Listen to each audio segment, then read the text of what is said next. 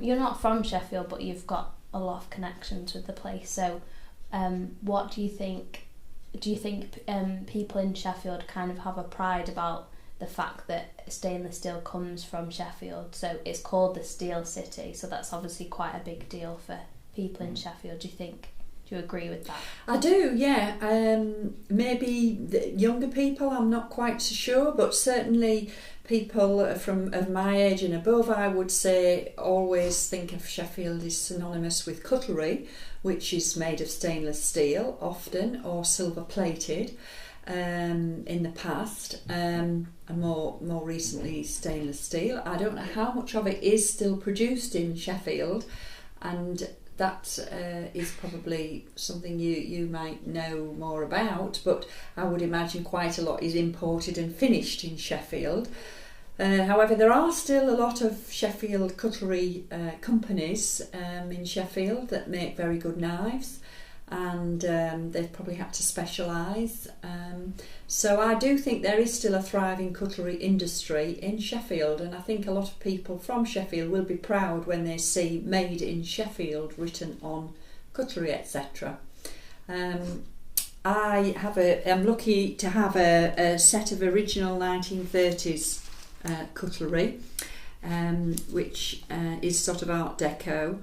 It's called Community Plate, which is like silver plated cutlery, and we got a whole set of this bought in a shoebox in an antiques place many years ago, and it really wasn't expensive at the time, but would cost a lot to be replaced probably today. So onto something a bit more modern.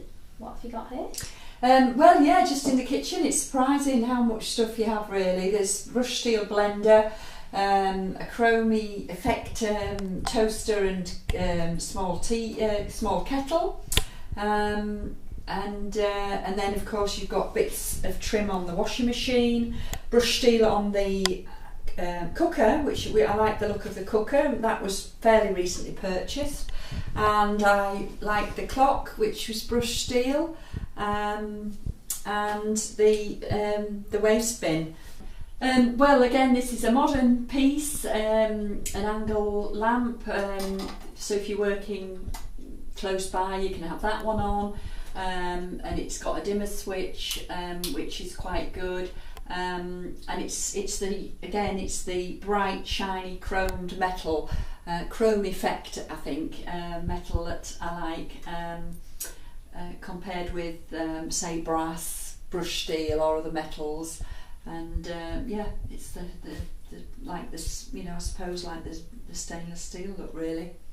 This is a 1930s sort of tea set, teapot, sugar bowl, milk jug and hot water jug, with the chrome cover on.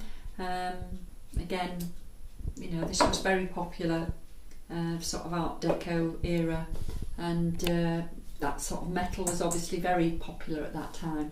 I don't use it, I have to say, but I just like the look of it. In terms of the look, it doesn't, as soon as you come in the room, you're not over-faced with the stainless steel, but it is everywhere when you think about it. It is, yeah. And then of course, your kind of everyday cutlery, which, is stainless steel. Mm-hmm. Is your sink made out of stainless? And the sink, yeah, the sink as well. Yeah, kitchen gadgets and things, yeah. Obviously very practical metal. Yeah, very practical and lasts a lifetime.